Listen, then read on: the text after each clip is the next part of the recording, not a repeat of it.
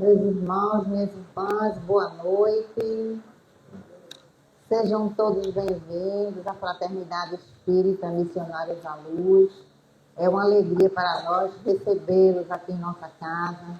Uma boa noite também especial para os nossos irmãos que nos acompanham, né? Pelas redes sociais, especialmente pelo Instagram. Que Deus nos abençoe, que Jesus nos ilumine, que seja uma noite abençoada para todos nós. Meu nome é Fátima, eu sou trabalhadora aqui da casa. O nosso convidado da noite é o nosso querido irmão Rodrigo Braime, que vem lá do Djalma Farias. É Torreão, é Djalma? Torreão, então, Encruzilhada. Encruzilhada, do bairro da Encruzilhada, Centro Espírita Djalma Farias.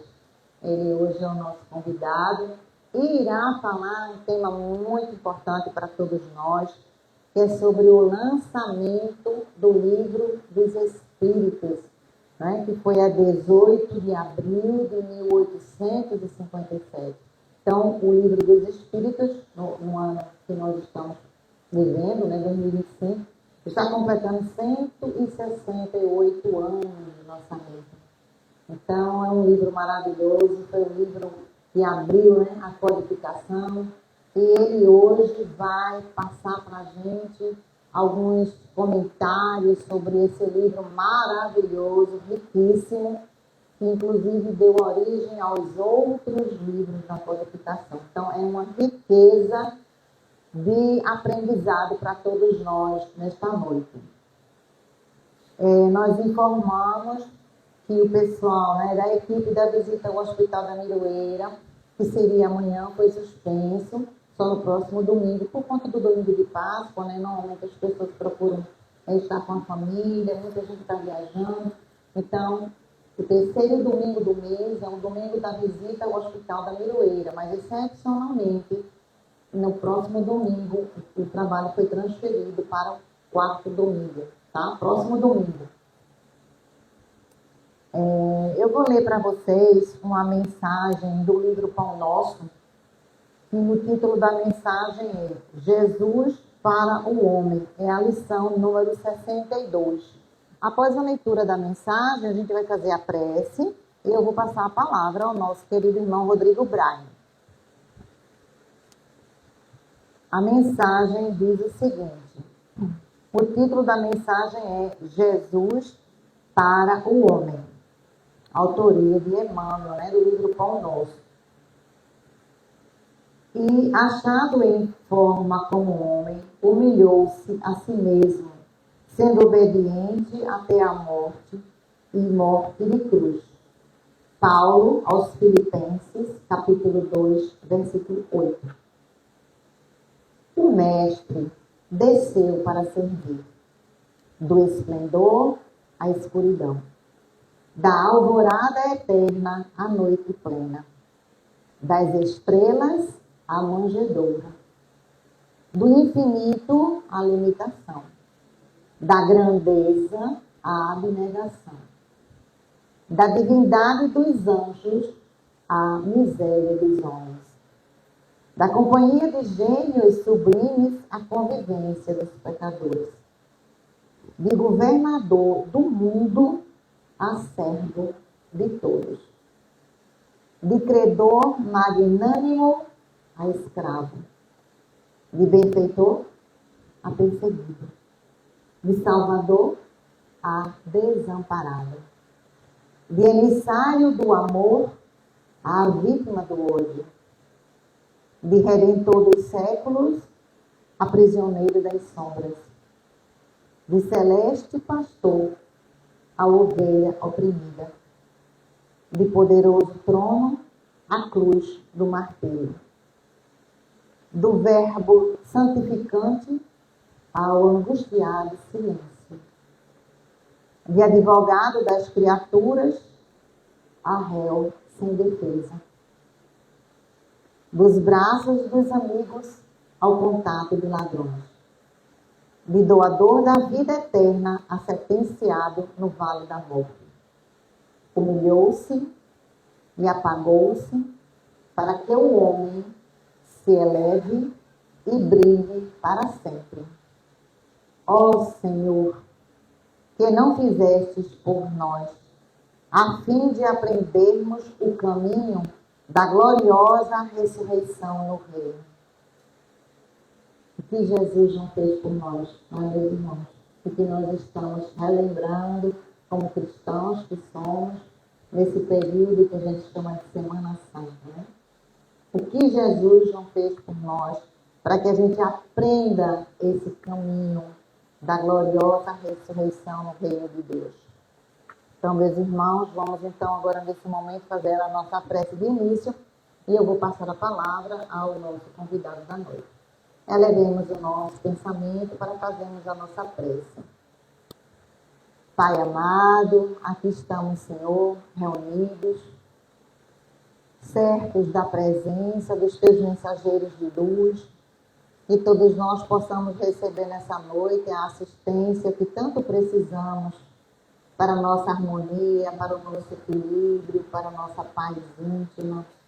Alivia, Senhor Jesus, os nossos conflitos, os nossos problemas. Dai-nos coragem, bom ânimo.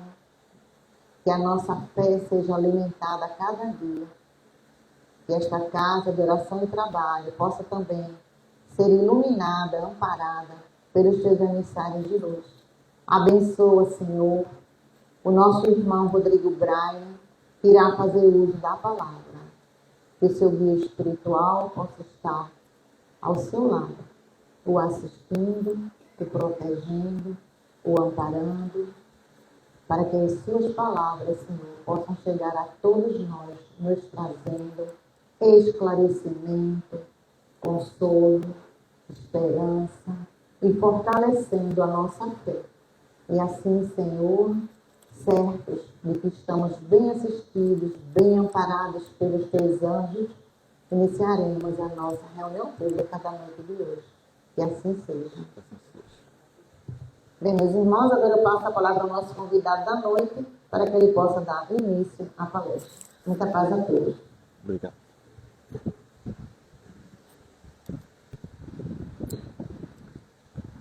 Boa noite a todas e a todos.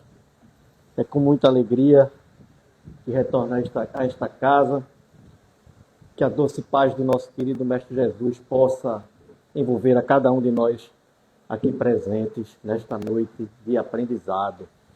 Me chamo Rodrigo Brainer, como a nossa amiga Fátima apresentou, sou trabalhador do Grupo Espírita de Alma Farias, casa que fica situada no bairro da Encruzilhada, e de onde eu trago para todos vocês, trabalhadores, frequentadores, amigos da Fraternidade Espírita Missionários da Luz, um abraço fraterno, congratulações fraternas e amorosas, porque somos todos amigos, somos todos irmãos, colaboramos uns com os outros. É a esse propósito que as sociedades espíritas surgem, né? Para em pequenos núcleos construírem, solidificarem um conhecimento que foi legado pelos espíritos, e aí a gente vai fazendo esses intercâmbios para que esse conhecimento se torne cada vez mais forte e cada vez alcance um maior número de pessoas e possa beneficiar a toda a humanidade, que é esse o objetivo do Espiritismo, é beneficiar a toda a humanidade. Para mim é uma alegria muito grande retornar a esta casa, alegria porque já encontro amigos, sou olindense, né? Nasci e cresci em Olinda, então aqui eu reencontro muitos amigos, acabei de encontrar na recepção uma colega de colégio, né? Que estudou comigo no Colégio São Bento. Que bom. Foi parte da minha turma no colégio, então toda vez que eu vou em Olinda eu sempre encontro alguém que já fez parte da minha jornada aqui nesta terra, né? Então, a alegria, além de retornar e de encontrar amigos, também vem exatamente por essa oportunidade de aprender, de estudar um pouquinho mais a doutrina espírita. E hoje essa alegria ela é redobrada pela honra que me foi concedida aqui pelo Missionários da Luz, de falar para vocês do Livro dos Espíritos.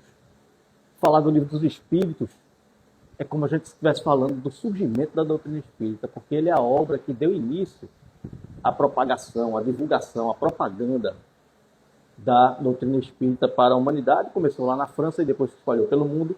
Então a gente vai, através da exposição de hoje, que é falar sobre o aniversário de lançamento do Livro dos Espíritos, que completou ontem, né? Porque na verdade é o dia 18 de abril, completou ontem 168 anos. O seu Kardec lançou esta obra no dia 18 de abril de 1857.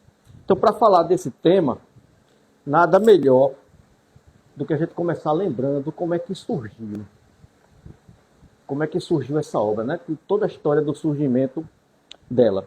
É uma história que tem como cenário a Paris de meados do século XIX.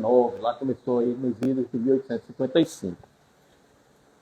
Uma cidade que começava a se modernizar, era berço do iluminismo. O iluminismo foi um movimento da ciência, onde o conhecimento começou a eclodir em todos os lugares, mas principalmente ali na Europa e principalmente em Paris, que ficou conhecido por causa disso como a cidade-luz. Não porque tinha muitos postes na rua, mas porque era ali onde o conhecimento era produzido, a luz no sentido de conhecimento. Então Paris era essa cidade moderna, avançada, à frente do seu tempo. Também era a época da Revolução Industrial. A ciência fazia descobertas importantíssimas e todo o conhecimento humano estava avançando bastante. E aí o homem começou a ganhar a capacidade de explicar quase tudo que acontecia na natureza. Quase tudo. Mas não tudo. Ou pelo menos não todos os fenômenos que a gente se deparava. Porque no meio dessa modernidade toda, no meio de todo esse avanço tecnológico, científico, de conhecimento, um fenômeno em particular agitava a Europa.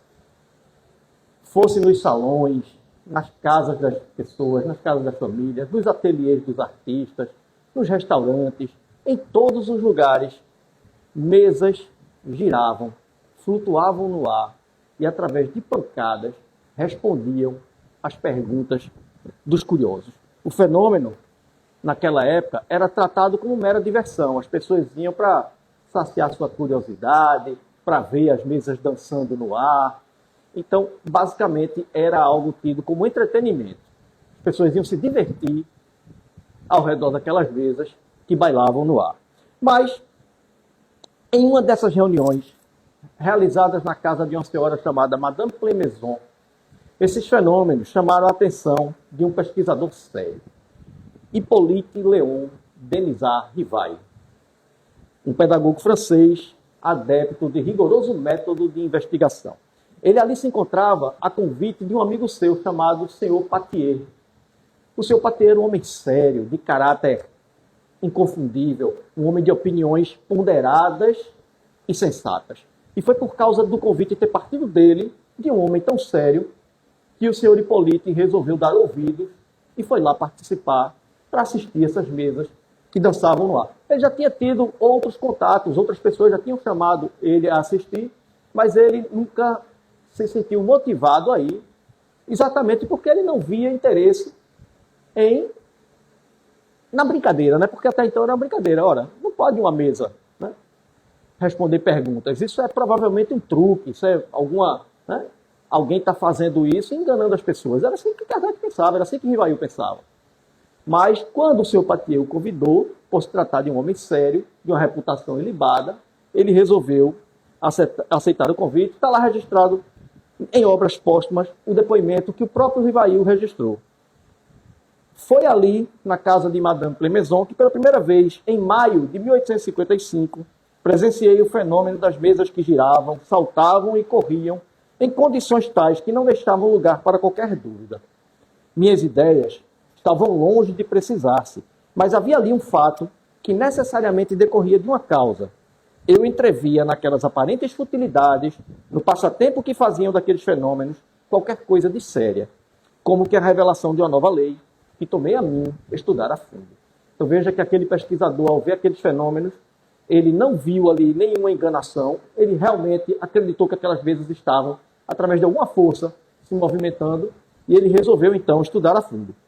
E aí, não sendo possível que uma simples mesa, que é feita de matéria inerte, pudesse responder perguntas, né, demonstrar uma certa capacidade de inteligência, Rivail, então, observou que havia uma força inteligente que movimentava aquelas mesas, investigou a natureza dessas forças e descobriu e identificou que essa força nada mais eram do que os espíritos dos homens que já haviam vivido na Terra. Eles mesmos se identificaram dessa forma para o professor Lyonês. Então, nos meses que se seguiam, Rivail participou de várias reuniões, a maioria delas na casa de uma família chamada família Baudin, onde duas adolescentes, Julie e Caroline Baudin, faziam as intermediações das comunicações com os espíritos. Elas eram as médias. Aqui, neste ponto, Kardec já não mais usava as batidas ou as mesas que dançavam no ar, mas a escrita. As médiuns, através da influência dos espíritos, transcreviam textos com as suas próprias mãos. Era a forma de comunicação mais rápida que o professor Rivaio, então, identificou como sendo a mais adequada para receber essas comunicações com os seres invisíveis. E foi assim que ele começou a fazer perguntas e a obter respostas. As respostas, então, foram analisadas e, por recomendação dos próprios espíritos, foram revisadas, corrigidas ou alteradas em alguns pontos. Esse trabalho de correção, Kardec já usou uma terceira médium, chamada senhorita Jafé. Veja que o professor Leonês, o senhor Hipólito Leon Denizar Rivaio, ele não estava preocupado em quem era o intermediário das comunicações, mas ele se preocupava com as comunicações propriamente ditas. Então, sempre por orientação dos espíritos que estavam participando desse trabalho, sempre que eles sentiam necessidade de realizar o trabalho, isso era feito através de um médium, né? Não importando quem fosse esse médium. Então, o trabalho começou com as adolescentes, Julie e Caroline Baudin, e quem fez esse trabalho de revisão já foi através de uma médium chamada senhorita Jafé. Então, o professor Rivaio não se considerava autor dessa obra, né? Depois dele coletar essas perguntas, ele organizou, ordenou, estruturou essas perguntas para que ficasse fácil de compreender, de uma forma didática. Ele era um pedagogo. E aí, então, mas mesmo assim, ele não se considerava o autor dessa obra, porque era um conhecimento que não pertencia a ele. Foi um conhecimento que foi trazido do mundo invisível, de espíritos, de homens que já haviam vivido, e por isso mesmo, o senhor Rivail colocou o nome da obra de O Livro dos Espíritos. Mesmo assim, havia necessidade dela ser assinada, precisava de um autor material da obra, e foi aí que o professor Rivail assumiu o pseudônimo de Allan Kardec e lançou a primeira edição desta obra no dia 18 de abril de 1857, com 501 perguntas. No dia 23 de abril, 5 dias depois, portanto, depois do lançamento, né, da divulgação dessa primeira edição de O Livro dos Espíritos, Kardec presenteou o amigo Pathier, aquele que havia convidado ele para a primeira reunião lá em 1855, com um exemplar da obra, e escreveu para ele o seguinte: tenho a honra de lhe enviar anexo um exemplar de O Livro dos Espíritos, cuja homenagem peço que aceite. Eu me recordarei sempre que é ao Senhor que devo minhas primeiras convicções sobre a doutrina, pela confiança muito natural que me inspiravam o seu caráter e o seu eminente saber. Uma vez adentrado nesta via, logo entrevi nesses fenômenos toda uma ciência que não podia ser adquirida senão por estudos sérios. Eu os fiz com consciência e perseverança, sob a condução de espíritos que tiveram a gentileza de ser meus professores, e é o fruto desses ensinamentos que entrego à publicidade. Então aqui Kardec reconhece que foi através do seu Pathier que ele ganhou esse estímulo, ganhou esse incentivo de pesquisar essas manifestações. Em 1860, Kardec lança a segunda edição de O Livro dos Espíritos. Desta vez a obra passou a contar com 1019 perguntas, que se encontram até hoje nas traduções modernas. Sobre o título do livro, o próprio Kardec publica na Revista Espírita, de janeiro de 1858. É o primeiro exemplar da Revista Espírita, que é outra obra importantíssima de Kardec. No primeiro volume desta revista, janeiro de 1858, Kardec afirma que a indicação de botar o nome de Livro dos Espíritos é para tirar dela o personalismo. Kardec não queria personificar este conhecimento em uma pessoa. E aí ele escreve o seguinte na Revista Espírita: essa obra é o resultado do ensino direto dos próprios espíritos sobre os mistérios do mundo, onde estaremos um dia, e sobre todas as questões que interessam à humanidade. Eles nos dão, de algum modo, um código de vida, traçando-nos a rota da felicidade por vindoura. Aqui me chamou a atenção uma frase bem interessante, quando Kardec diz que o livro é o resultado do ensino direto dos espíritos. Veja que na própria carta que ele escreveu para o seu Pathier, presenteando com um exemplar do Livro dos Espíritos, ele se refere aos espíritos como seus professores. Então Kardec diz que a obra é o ensino direto de espíritos mais elevados do que nós. E aí, através dessa afirmação do próprio Kardec, vamos fazer uma reflexão sobre o que seria, então, uma revelação, já que Kardec diz lá que o ensino é fruto de uma revelação. Então, eu vou tomar por base para essa reflexão um texto que está no capítulo 1º do livro A Gênese, que traz como título, né, o caráter da revelação espírita. Kardec nos traz logo no início o sentido da palavra revelação. Ele diz para a gente que revelar vem do latim revelare, que tem como origem o radical velum, que significa véu. Então, revelar, quando a gente vai para o sentido literal da palavra, significa tirar o véu, desvelar. Né? Eu estou com um véu encobrindo minha visão, e revelar seria, então, tirar esse véu. No sentido figurado, a gente pode entender a palavra revelar como descobrir, como dar ciência de uma coisa que antes era desconhecida, ensinar algo que a gente não sabia. Tudo isso a gente pode entender como sendo revelar. Mas Kardec diz mais, ele diz que não é qualquer coisa que é uma revelação. Ele diz para que algo possa ser considerado uma revelação, ela tem que expressar a verdade. E que toda revelação que possa ser desmentida por fatos, ela não é mais uma revelação. Isso é o que Kardec diz lá para a gente na Gênese. Então, se revelar é dar a conhecer algo que a gente antes desconhecia, é ensinar alguém algo que ele não sabia. Desse ponto de vista, nós, humanidade terrena, vivemos sobre uma incessante revelação. Porque a gente sabe que a gente não sabe de tudo. A gente sabe que ainda falta aprender muita coisa. Até do ponto de vista do conhecimento humano que tem hoje já estabelecido, a gente não sabe de tudo. Então a gente vive sob uma constante revelação. Somos aprendizes de conhecimento, de moralidade, de tudo que vocês imaginarem. Não estamos ainda num grau que a gente possa dizer que já sabe de tudo. Então, desse ponto de vista que a gente está aprendendo o tempo todo, a gente pode olhar o professor, por exemplo, um professor de um curso universitário, um professor de escola, ele é também um revelador. Porque ele ensina coisas para aqueles que estão ali buscando conhecimento que eles não sabem. E que se não fosse por ele ensinado, demoraria muito tempo para aprender. Então veja que a revelação tem esse caráter de acelerar o conhecimento. Se a gente tivesse largado aqui, todos nós fôssemos largados das nossas próprias forças para tentar aprender tudo que a gente precisava, a gente não conseguia, em uma só existência aqui, por exemplo, já ter o conhecimento que a gente tem hoje.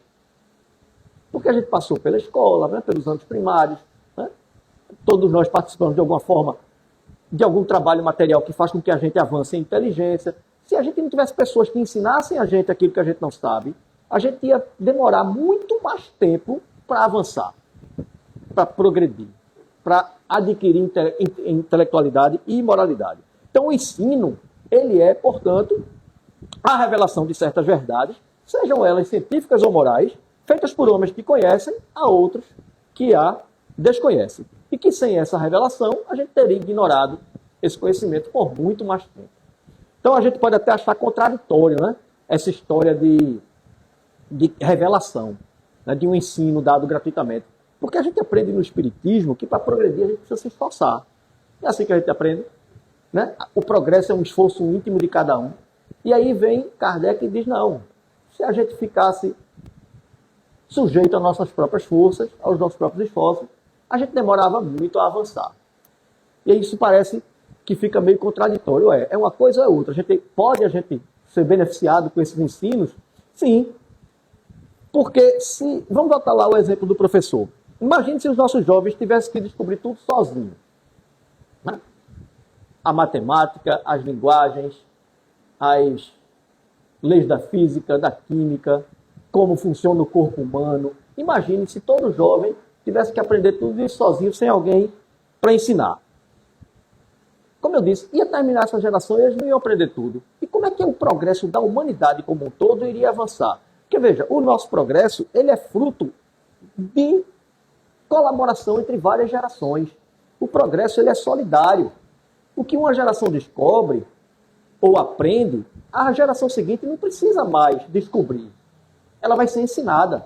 Por quê? Para que o progresso possa ir adiante. A gente não parte do zero. A gente tem que partir do que o conhecimento já estabeleceu. porque aí a gente consegue avançar mais. Agora, o fato da gente já saber o que já foi descoberto não nos torna seres passivos, muito pelo contrário. A gente pega uma obra que não está acabada e tem por missão fazê-la avançar. É assim que o conhecimento humano vai progredindo. É assim que o espiritismo tem que progredir. É assim que tudo na nossa vida, na nossa história, avança. A gente pega um conhecimento que já tinha e tem por obrigação fazê-lo avançar. Porque a gente não precisa reaprender desde o começo. A gente já pega do caminho andado. Então veja, se Deus permite que a gente aprenda sobre essas verdades científicas, essas verdades do mundo físico, que regem o mundo físico, por que não haveria ele de permitir que homens com um conhecimento mais elevado do que o nosso viessem nos ensinar as verdades morais? Verdades que sem esse conhecimento a gente talvez estivesse cegos ou com o véu até hoje sobre nossos olhos. Então, espíritos mais adiantados do que nós vieram através daqueles fenômenos da vida girante e depois das comunicações estabelecidas através dos médiuns, revelar essas verdades morais. Então, o espiritismo nada mais é do que isso, a revelação dessas verdades. Ensinos dados por espíritos mais elevados, não seres perfeitos, mas espíritos com conhecimento mais avançado do que nós, que vieram trazer para a gente esse conhecimento.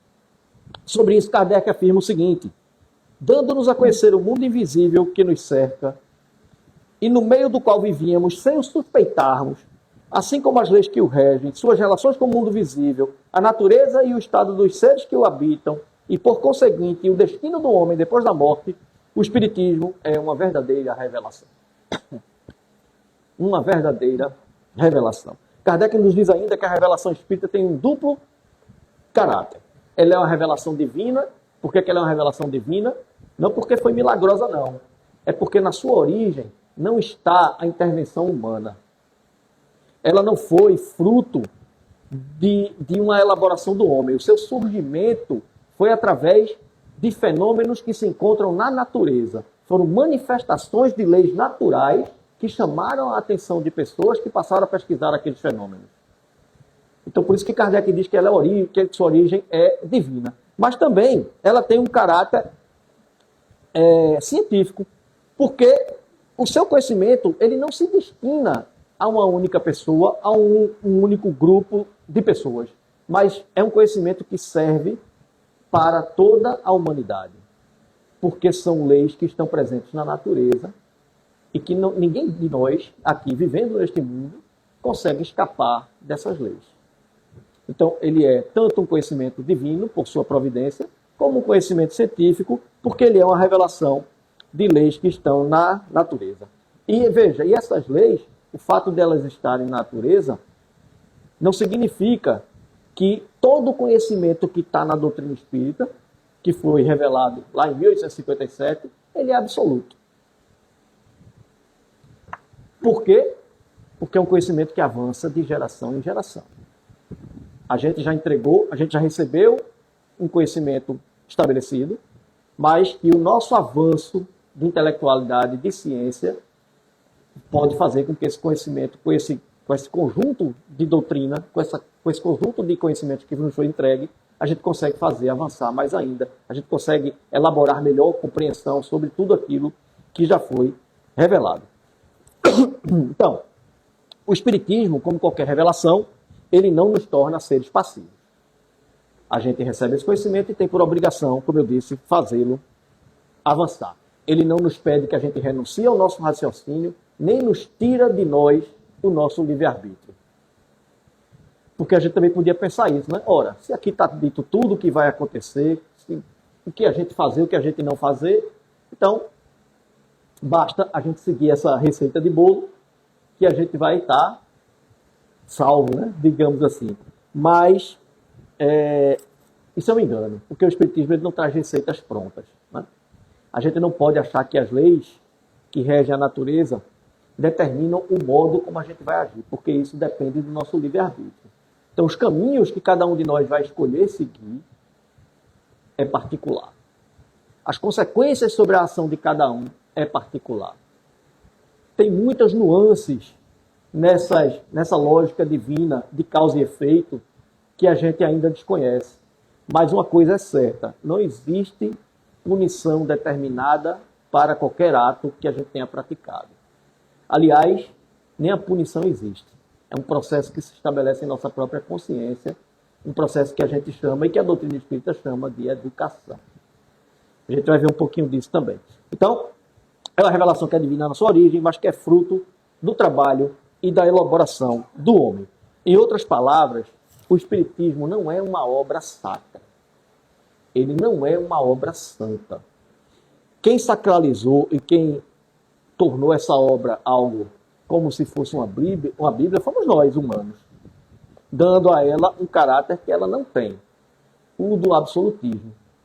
Os da verdades inquestionáveis e absolutas.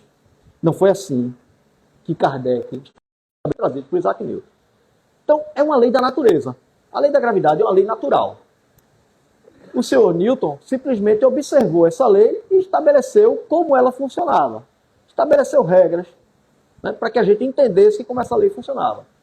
Passados os anos, um outro físico chamado Albert Einstein elaborou melhor esse conhecimento e trouxe uma teoria nova, que ele chamou de teoria da relatividade, que aprimorou o conhecimento que Newton tinha deixado. Einstein mudou a lei da gravidade? Não. Ela continua a mesmíssima.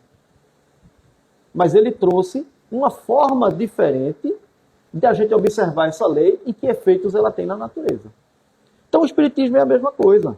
O Livro dos Espíritos, ele trouxe um conhecimento que a gente tinha naquela época, que os homens daquela época tinham sobre essas leis, sobre como acontecia e como essas leis iam trazer efeitos na nossa vida. Isso não significa que hoje a gente não possa ter um conhecimento mais avançado, que a gente diga, oh, a lei é a mesma, é essa mesma, mas é assim que funciona. Ela é mais do que aquilo que os Espíritos tinham trazido lá em 1857. É assim que o Espiritismo tem que avançar. Esse é o conhecimento que o Espiritismo pode ou nos pede que a gente continue avançando com ele.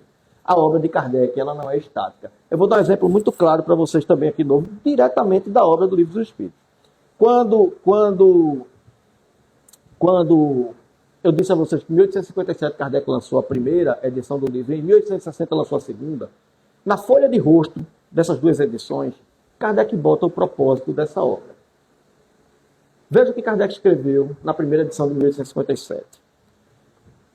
O Livro dos Espíritos, contendo os princípios da doutrina espírita sobre a natureza dos espíritos, sua manifestação, suas relações com os homens, as leis morais, a vida presente, a vida futura e o futuro da humanidade, escrito sob o ditado e publicado por ordem dos espíritos superiores. Está escrito na folha de rosto da primeira edição de 1857. Em 1860, Kardec alterou essa frase. E ele escreveu da seguinte forma: o Livro dos Espíritos, contendo os princípios da doutrina espírita sobre a imortalidade da alma, a natureza dos espíritos e suas relações com os homens, as leis morais, a vida presente, a vida futura e o futuro da humanidade, segundo o ensino dado pelos espíritos superiores, com auxílio de diversos médios. Perceberam a diferença? Na primeira edição ele diz que o livro foi escrito sob o ditado e publicado pela ordem de espíritos superiores. Na segunda ele diz que esse conhecimento é o ensino dado pelos espíritos superiores com auxílio de diversos médios. Isso é uma pesquisa que é feita atualmente, que traz, exatamente para trazer o Livro dos Espíritos para nós de novo, né? Humanidade. Para a gente tirar ele desse pedestal que a gente colocou, como se ele fosse uma obra sacra, e trazer para junto da gente de novo. Veja, o primeiro, e foi assim mesmo que aconteceu, o primeiro exemplar do Livro dos Espíritos, quando Kardec coletou as respostas lá na casa dos Baudin, praticamente foi um ditado. Os espíritos diziam, as jovens escreviam, Kardec pegou aquelas respostas e publicou a primeira edição da obra. A partir de 1858, quando ele começou a lançar os exemplares da Revista Espírita e a trocar correspondências com várias partes do mundo, através de vários médios, ele começou a perceber que o pensamento podia ser universalizado. E aí, na segunda edição, veja que ele bota, segundo o ensino dado pelos espíritos, com auxílio de diversos médios. Kardec pegou o mesmo tema, a mesma ideia, a resposta que vinha de vários médios, compilou e dali extraiu o pensamento geral. não era mais um ditado. Vocês percebem que não era mais um ditado? Então, em uma resposta que está no Livro dos Espíritos, pode ter ali 10, 15, 20, 30 comunicações que Kardec recebeu de vários médiuns. Ele leu essas respostas e extraiu delas o pensamento geral. Além disso, a gente precisa entender também o processo mediúnico, que é algo que a gente deixou de estudar faz muito tempo. A influência do médium nas comunicações. Ela é real. O senhor Kardec cansa de nos dizer isso na obra do Livro dos Médiuns, mas a gente parece ignorar. E acha que toda comunicação também é santa. Não é. São homens desencarnados falando para a gente através de homens que estão encarnados. Kardec percebeu muito bem isso e por isso ele alterou o preâmbulo da obra que está na folha de rosto, dizendo que é um ensino dado pelos espíritos, com a participação ou com o auxílio de diversos médiuns. Então, é isso que é a obra, o Livro dos Espíritos. E é por esse motivo que a gente diz que o Espiritismo é progressista, que ele avança de acordo com as luzes que a gente também for capaz de conquistar. Porque à medida em que a nossa consciência, o nosso conhecimento vai se aprimorando, a gente também vai conseguir elaborar melhor os ensinamentos que nos são dados pelos Espíritos. A gente vai entendendo melhor como funcionam essas leis que são imutáveis. As leis não mudam. Então, se alguém disser, o Espiritismo precisa ser complementado, o Espiritismo precisa ser corrigido, o Espiritismo não precisa de nada disso. As leis estão lá e elas são imutáveis. O que ele foi estabelecido, o conhecimento que está ali foi de 1857 e ele é completamente válido para aquela época e muita coisa é válida até hoje. Não se iludam. Mas a gente pode e devemos compreender aqueles conhecimentos à luz do conhecimento que a gente tem hoje. Por que não? Muitas palavras que eram utilizadas naquela época já não cabem mais hoje. Muitas ideias que eram transmitidas naquela época já não cabem mais hoje. Nós evoluímos, gente, nós crescemos. A gente sabe. Quer ver um exemplo bem claro? Que também está muito claro isso na doutrina espírita e a gente, vez por outra, a gente escorrega na casca de banana. O Espiritismo, o seu Kardec não estabeleceu ele como uma religião humana, né? Dessas que se baseia na forma. Mas a gente costuma fazer essa divisão. E a gente começa a se referir a pessoas que têm crenças diversas a irmãos de outras crenças. E a gente começa a criticar a crença alheia como se nós fôssemos donos de uma certa verdade. E a gente ainda faz assim, não, eu não quero criticar ninguém que pensa diferente não, mas, aí vem sempre o mais e vem sempre a crítica. Por que a gente ainda faz isso? Porque o conhecimento que Kardec nos legou, o conhecimento que os Espíritos nos legaram, ele é um conhecimento que pode ser bebido, que ele pode ser utilizado por pessoas que tenham qualquer crença. Qualquer uma. É por isso que existe a doutrina espírita e existe a religião espírita. São duas coisas completamente diferentes. A doutrina espírita é esse conhecimento baseado em leis imutáveis e um conhecimento que interpretam essas leis e dizem para a gente como é a nossa relação com elas e que consequências traz a gente se aproximar ou se afastar dessas leis. A religião espírita é outra coisa. É outra coisa. É a que divide. É a que divide. E ele não era para ser assim, né? Não era para a gente promover nenhum tipo de divisão. Então o senhor Kardec estabelece assim a doutrina espírita como uma ciência de observação e uma doutrina filosófica. É isso que ele faz por nós. Como ciência, ele nos apresenta que somos espíritos imortais, que estamos temporariamente encarnados em corpos físicos, mas que somos capazes de habitar o espaço infinito.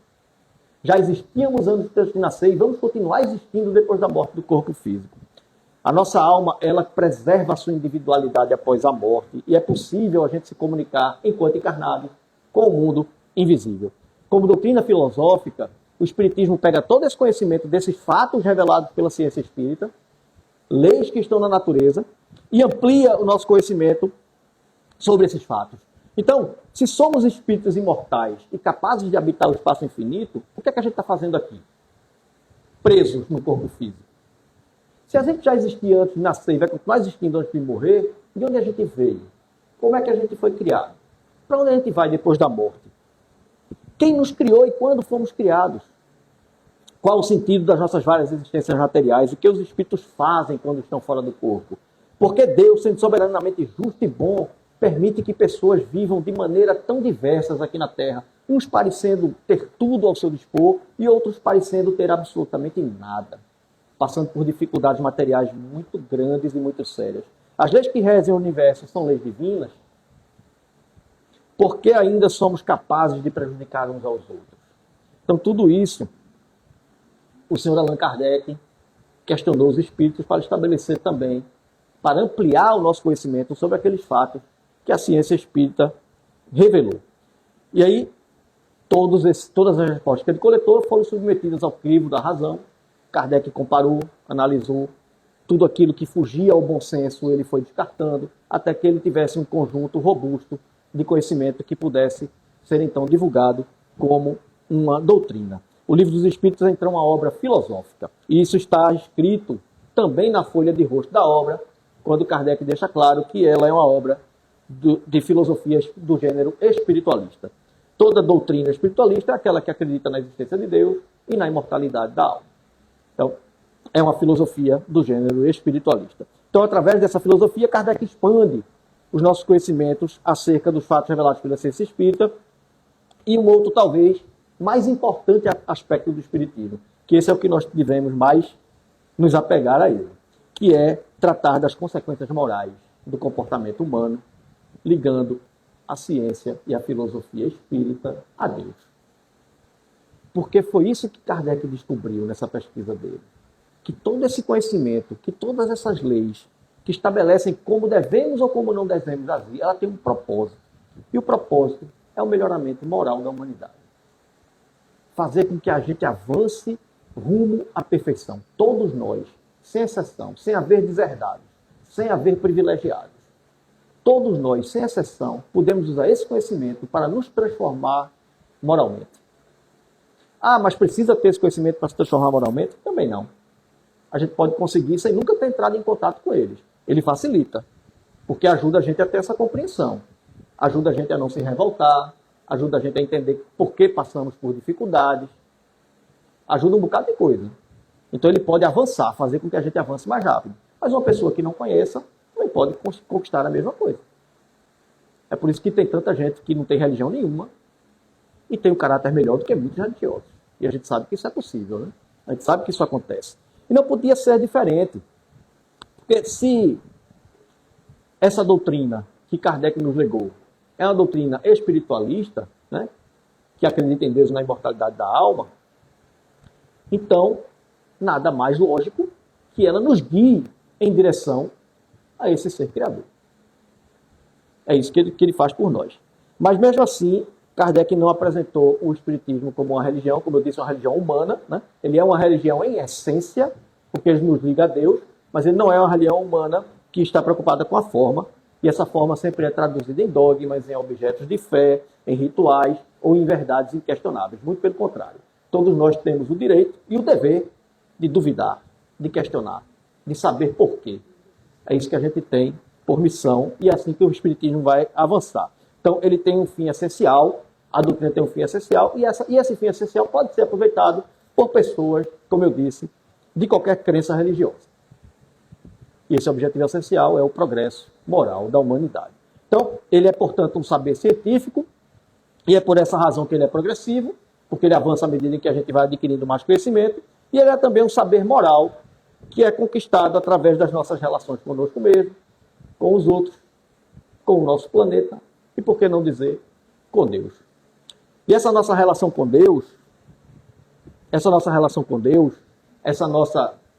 objetivo de transformação moral foi apresentado pelos Espíritos como sendo a regra do bem proceder. A moral, quanto mais elevado moralmente, é porque a gente procede melhor na nossa relação conosco e com o próximo. Então, e ela se funda na observância de leis de Deus. Aí a gente já está falando de leis morais, a gente não está falando mais de leis físicas. Quanto mais próximo das leis de Deus, mais felizes e serenos. É isso que dizem os Espíritos. E se a gente se afastar dessas leis, a gente será infeliz. Então a causa da nossa infelicidade é a não observância dessas leis de Deus. E a causa da nossa felicidade é a gente se aproximar dessas leis de Deus. E aí os Espíritos fizeram mais por nós. disseram para a gente que essa forma de conduta, a maneira com que a gente deve se relacionar com as leis de Deus, ela tem um modelo que pode ser seguido por todos nós. E esse modelo nos foi apresentado como sendo Jesus. Toda a doutrina de Jesus se funda no caráter que ele atribui à divindade. Estava ali com o Fátima, a gente estava fazendo a preparação, e ela abriu o Evangelho para ler uma mensagem e caiu lá no mandamento maior. Quando um doutor da lei, um fariseu, quis tentar Jesus, quis provocar Jesus, perguntando a ele qual seria o maior mandamento da lei. E aí Jesus pergunta para ele, responde para ele, né, que o maior mandamento da lei é amar a Deus sobre todas as coisas, com toda a nossa alma, toda a nossa força, todo o nosso espírito. Esse é o maior e primeiro mandamento. E disse que tem ainda um segundo, que é semelhante ao primeiro. Amar ao próximo como a nós mesmos. Reparem que Jesus, ele além de dar o mandamento que estava na lei, ele destaca que o segundo mandamento, que é amar ao próximo como a si mesmo, é semelhante ao primeiro. É semelhante a amar a Deus. Então reparem que a gente vivendo aqui hoje na Terra, a gente não tem uma compreensão, depois mesmo da gente ter feito tantos avanços intelectuais, tantos avanços da inteligência, a gente ainda não consegue compreender Deus, a essência divina. A gente quer personalizar Deus o tempo todo, né? Imaginar que ele é um homem de barbas brancas, né, que fica lá ordenando as coisas, permitindo ou não permitindo, castigando ou não castigando. Né? A gente transfere para Deus as nossas paixões. A gente humaniza Deus. Então a gente não tem a compreensão exata de Deus ainda. Imagine naquela época de Jesus, há 2000 anos atrás. Como é que alguém ia dizer para alguém amar algo que a gente nem sabia que existia? Como é que eu vou pedir para alguém amar a Deus? Aquelas pessoas, além de não compreenderem Deus, não sabem nem se ele existe. Hoje, pelo menos, o Espiritismo chegou e dá a gente essa clareza, né? Como é que a gente faz para perceber Deus? Como é que a gente tem essa convicção de que Deus existe? Pelo menos isso a gente já pode ter. A convicção que Deus existe a gente já pode ter. Basta a gente olhar para a natureza e perceber que tudo que não é obra do homem e que tem um efeito inteligente há de ter uma causa inteligente. E se não foi uma invenção humana, se não foi uma elaboração humana, veio de Deus. Então, essa convicção a gente já pode ter. Mas mesmo assim, como é que a gente vai amar Deus se a gente ainda encontra sofrimento? Como é que a gente vai amar Deus se a gente ainda encontra dor? Aí Jesus chegou e deu a forma humana da gente amar a Deus, que é amando o próximo como a nós mesmos. Isso a gente também já consegue. Então, se a gente pensar que se eu respeitar o direito do outro, assim como eu quero ver o meu respeitado, eu já começo a exercer um pouquinho desse amor a Deus. E aí ninguém tem mais desculpa de não querer pelo menos fazer esse esforço, porque está ao nosso alcance. É algo que está no nosso caminho. É um colega de trabalho, é um amigo do centro espírita, é um familiar. Enfim, são pessoas que estão no nosso convívio e que estão ali, né, nessa relação social para testar essa nossa capacidade de amarmos uns aos outros. Fazendo isso, a gente conquistando essa condição, a gente vai, então, estar amando a Deus. E Jesus fez desse amor uns com os outros, que ele chamou de caridade, as condições para a nossa salvação. Foi isso que ele disse para a gente. Amai a Deus sobre todas as coisas, é o próximo a ti mesmo. Jesus nos apresentou o princípio da fraternidade universal. É o caminho da gente conquistar a nossa superioridade moral. É assim que a gente vai conseguir se elevar no campo da moralidade. Jesus acrescentou também muitas outras coisas. E ainda disse para a gente que ele não teria condições de dizer tudo. E aí, porque a nós, humanidade, não teríamos condições de compreendê-la. E aí ele afirma que vai, então, nos enviar um outro Consolador.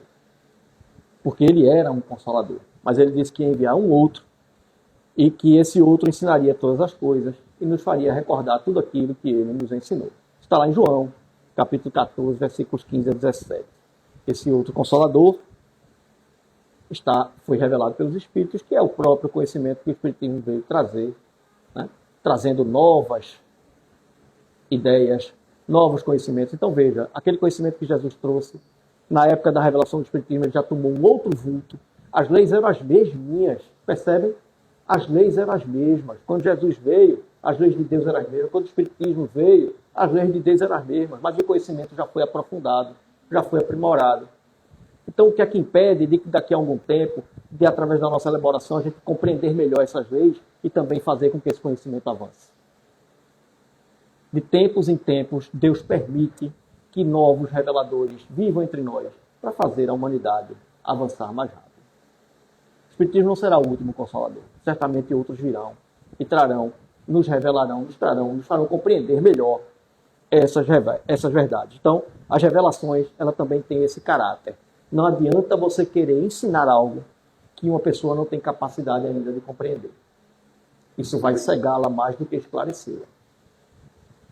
Então, isso também é uma característica das revelações. É necessário que a gente atinja um patamar de conhecimento, de consciência, que seja capaz de que a gente consiga absorver novos ensinamentos. Então, aquela ideia vaga que Jesus deu lá da vida futura, lá 2000 anos atrás, o Espiritismo acrescentou a existência do mundo invisível, define os laços que unem a alma ao nosso, a alma do corpo, desde o nascimento até o nosso desencarne. Então, tudo isso deixou de ser mistério. Como é que a gente vive, por que é que a gente reencarna, por que é que a gente progride, como se dá essas nossas relações, tanto entre nós como o mundo desencarnado. Então, pelo Espiritismo, agora a gente sabe de onde vem, a gente sabe por que está aqui, a gente sabe para onde a gente vai depois da morte. A gente sabe que a gente teve uma origem única. Todos nós fomos criados simples e ignorantes. Sabe que nenhum de nós será deserdado, que todos nós podemos alcançar a perfeição através das experiências que a gente vive aqui na Terra. E essas experiências são exatamente as necessárias de cada espírito. Não significa que todos tenham a mesma jornada. A jornada de cada um é diferente, porque é baseado no nosso livre-arbítrio. Cada um fez sua escolha e cada um vai trilhar o seu caminho. Uns mais rápido, outros mais lento, mas todos nós vamos atingir um dia a perfeição. A gente aprende que o mal não foi criação de Deus, porque Deus é um ser soberanamente justo e bom. Então nada do que ele cria tem nenhuma gota de malignidade. O mal é fruto da nossa imprevidência. É quando a gente descumpre com as leis imutáveis de Deus. Então isso vai trazer uma consequência não boa. Então o mal é fruto da nossa imprevidência. E mesmo com todo esse conhecimento que nos foi ofertado, ainda assim há os que duvidam, ainda assim há os que vacilam, mas os que veem no Espiritismo uma solução fácil para se livrar do problema, porque querem milagres.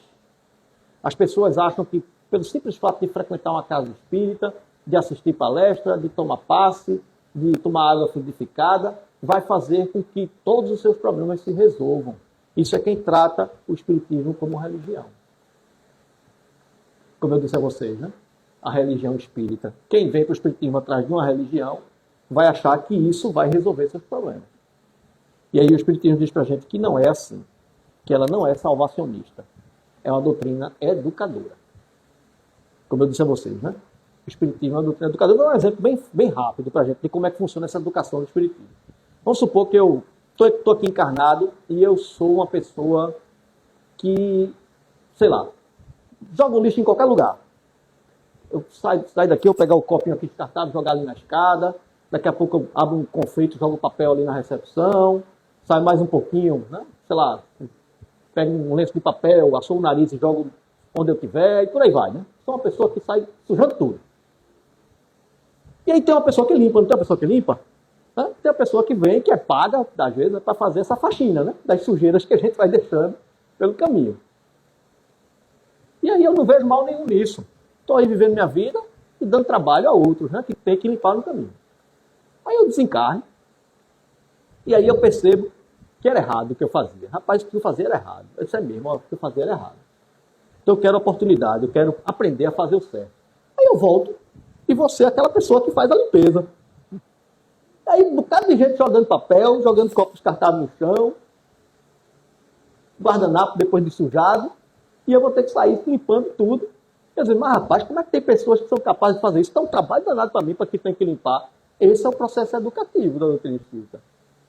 E eu vou fazer isso tantas vezes quanto for necessário até eu aprender que eu não devo mais jogar papel no chão. É assim que funciona. Então, por isso que a doutrina espírita é educadora. Ela não é salvacionista. Não adianta você vir para o centro espírita achando que tomar água fluidificada vai resolver seu problema. Você precisa tomar consciência dos seus atos, perceber em você que imperfeições você precisa aprimorar e se esforçar para se livrar dessas imperfeições.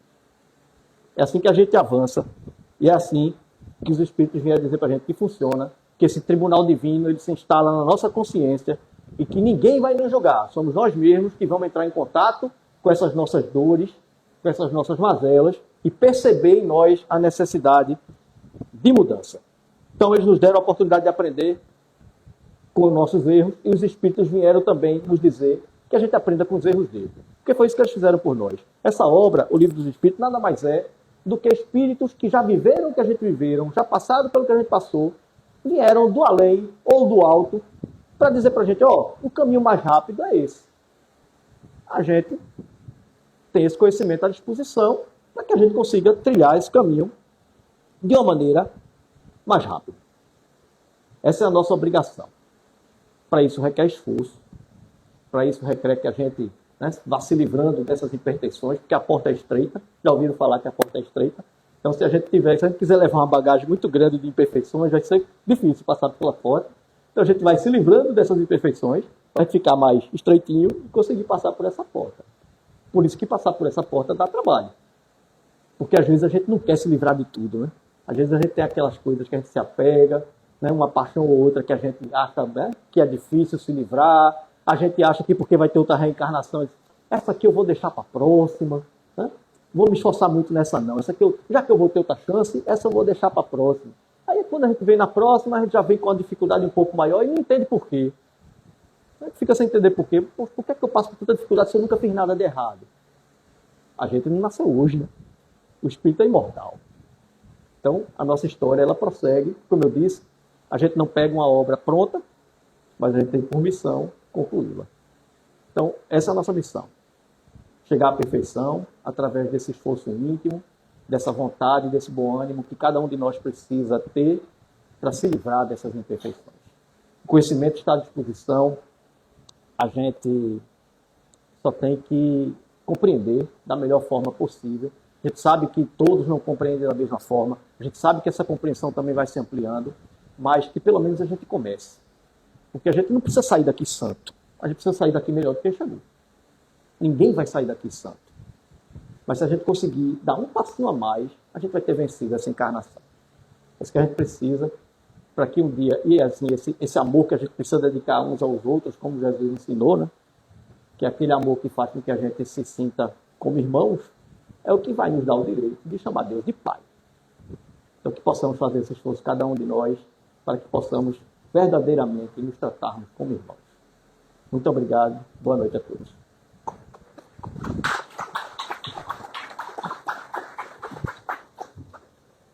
Nós agradecemos primeiramente a Deus, pela oportunidade de estarmos aqui nessa noite maravilhosa.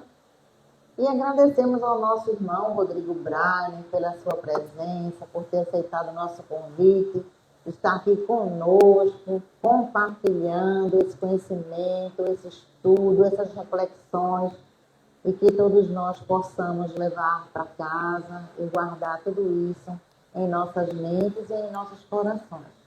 Que você leve para Djalma Farias um abraço fraterno de todos que fazem a Fraternidade Espírita Missionários da Luz. A nossa gratidão, esperamos revê-lo brevemente aqui novamente em nossa casa. Que Deus continue te iluminando. Todos nós. Bem, gente, então vamos agradecer a Deus, Vamos fazer agora a nossa prece de encerramento da reunião pública. Então vamos elevar o nosso pensamento e vamos orar. Pai amado, Divino Mestre Jesus, somos gratos pela oportunidade que estamos tendo nesta encarnação, Senhor, e todo esse aprendizado. Somos gratos pela doutrina espírita, por todo esse conhecimento que nos foi concedido, pelo Consolador prometido, através do nosso Mestre Jesus. Te pedimos, Senhor, abençoa todos nós, abençoa a nossa casa de oração, de trabalho, abençoa os nossos lares, abençoa os nossos entes queridos que estão em nossas mentes e em nossos corações. Abençoa, Senhor, os nossos bons propósitos, ilumina os nossos caminhos e que nós possamos alimentar a fome do saber através do estudo, da dedicação, do trabalho no bem, do desenvolvimento das virtudes que já existem dentro de cada um de nós. Amado Mestre Jesus, abençoa-nos, protege-nos e continua, Senhor, a iluminar a nossa caminhada, pois és o nosso guia, o nosso modelo, o nosso irmão maior. Que a paz do nosso Mestre Jesus nos envolva e permaneça em cada um de nós, hoje e sempre. Que assim seja. Que assim seja. Bem, meus irmãos, nós finalizamos assim a nossa reunião pública, desejando a todos um feliz retorno para os seus lares. Muita paz.